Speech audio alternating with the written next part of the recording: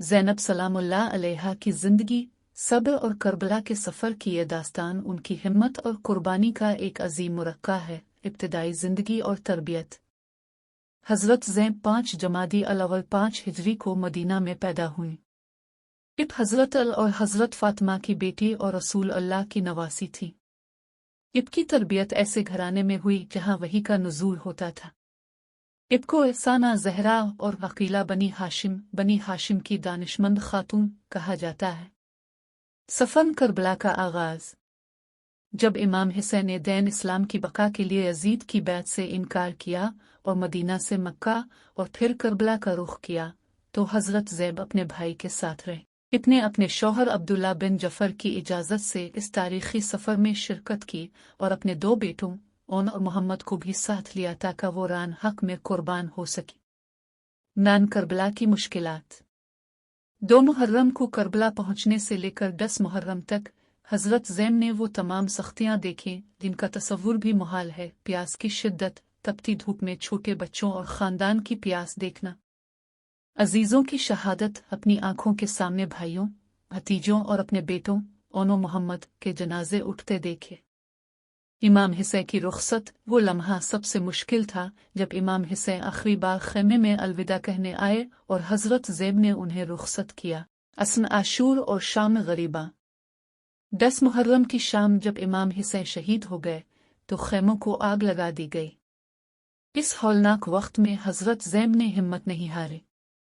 इतने जलते हुए ख़ैमों से बीमार भतीजे इमाम ज़ैन अल-आबिदीन और यतीम बच्चों की जान बचाई।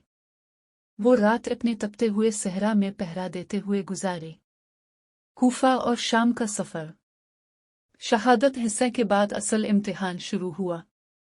हज़रत ज़ैनब को दीगर ख़वातीन और बच्चों के साथ कैदी बनाकर ऊँटों पर कूफा और फिर दमिश्क शाम ले जाया गया। रास्ते में पत्थर मारे गए, तौहीन की गई, लेकिन इनका सर बुलंद रहा। दरबान यजीद में तारीख़ी खुतबात। कूफा के गवर्नर इब्न ज़ियाद और दमिश्क में यजीद के भरे दरबार में हज़रत ज़ैनब ने वो फसीह व बलीग़ खुतबे दिए जिन्होंने यजीद के तख्त को हिलाकर रख दिया। इतने फरमाया, ए यजीद, तो जितनी चाहे साजिशें कर ले और कोशिशें कर ले, तो हमारा जिक्र लोगों के दिलों से मिटा नहीं सकेगा। पैगाम करबला की बका। अगर हज़रत ज़ैनब न होती तो करबला की कुर्बानी शायद तारीख़ के पन्नों में दब जाती। इतने ही दुनिया को बताया कि जीत तलवार की नहीं बल्कि खून नाहक की हुई है। इनकी ज़िंदगी सब्र, शुजाअत और बातिल के सामने डट जाने का बेहतरीन सबक है। इनका रोज़ा मुबारक आज शाम दमिश्क में मर्जा खलाइक है, जो रहती दुनिया तक हक की फ़तह की अलामत है। बीबी ज़ैनब ने लोगों के जुल्मों सितम को बहुत बर्दाश्त किया। इस मुद्दत बर्दाश्त किया कि जब आप इस सारे मंजर के बाद वापस गई तो आप अपने शौहर के पास से गुजरी तो उन्होंने लोगों से पूछा कि छोटी बीबी कौन है, तो फिर लोगों ने बताया कि है अली की बेटी हैं। बीबी ज़ैनब इस सारे वाक़े में बोरी हो चुकी थी। आपके लिए बहुत बर्दाश्त करने वाले और गहरे सदमे थे। उन सदमों ने आपको बोरा कर दी था। अपने बहुत हमदर्दी की और अपने भाई के बाद सब बच्चों और औरतों की रखवाली की।